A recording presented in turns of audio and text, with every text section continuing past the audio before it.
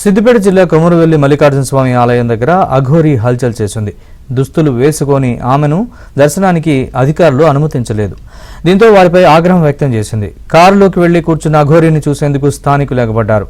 వారిలో కొందరిపై అఘోరీ కత్తితో దాడి చేసింది. అనంతరం అధికారులు ఆమెకు నచ్చజెప్పడంతో దుస్తులు వేసుకుని దర్శనం చేసుకుని వెళ్లిపోయింది.